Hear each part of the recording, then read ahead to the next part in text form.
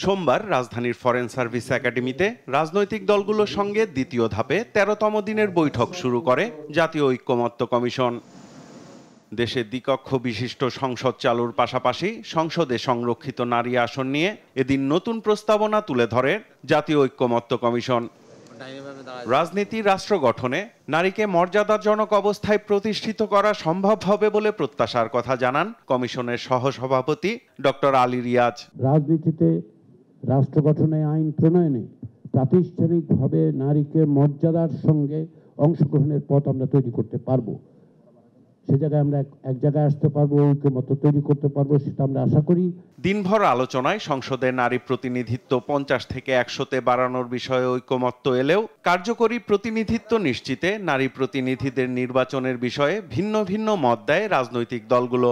পদ্ধতিগত জায়গায় এখনো পর্যন্ত কোনো সমাধানে না আসা গেলেও নীতিগতভাবে আমরা একমত যে সংসদে 100 নারী আসন সরাসরি নির্বাচনের মাধ্যমে নির্বাচিত হবেন এবং তারা সংসদে প্রতিনিধিত্ব করবেন। আমরা নারী আসনকে 100-তে উন্নীত করার ক্ষেত্রে আমাদের ঐকমত্য আছে।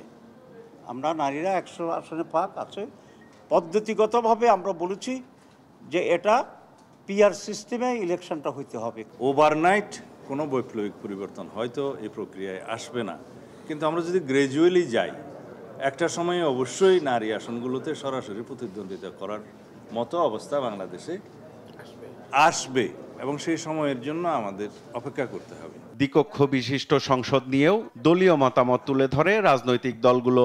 যে দলগুলো উচ্চকক্ষ চেয়েছে তারা যেন উচ্চকক্ষ আর প্রত্যাশা না করে সেরকম একটা জায়গায় আমাদেরকে নিয়ে যাওয়ার চেষ্টা করা হচ্ছে। 2/3 এবং আজকে নতুন করে আরও 2-1টি দল এই পিআরের পক্ষে, পিআর বাই ভোটার্স, এটার পক্ষে মত দিয়েছে। আমরা খুব স্ট্রংলি এটার পক্ষে মত দিয়েছি। আচ্ছা, দ্বিকক্ষ বিশিষ্ট পার্লামেন্ট কি আমাদের আছে? না। তো দ্বিকক্ষ বিশিষ্ট পার্লামেন্ট গঠনের প্রস্তাব তো আমাদের। বাকিরা কবে কখন এই প্রস্তাব দিয়েছে আমরা জানি না, কিন্তু এই প্রস্তাব তো আমরা আরও 1.5-2 বছর আগে দিয়েছি। সুতরাং এখানে সবল এবং দুর্বল করার তো প্রশ্ন আসে না। যে হাউস গঠিতই হয়নি সেই হাউস দুর্বল হবে কি সবল হবে সেটা তো প্রশ্ন আসে না। অমীমাংসিত ইস্যুতে ঐক্য তৈরিতে ধারাবাহিক আলোচনার কথা জানিয়েছে জাতীয় ঐক্যমত্য কমিশন। সাইফুল রিপন, দেশ টিভি, ঢাকা।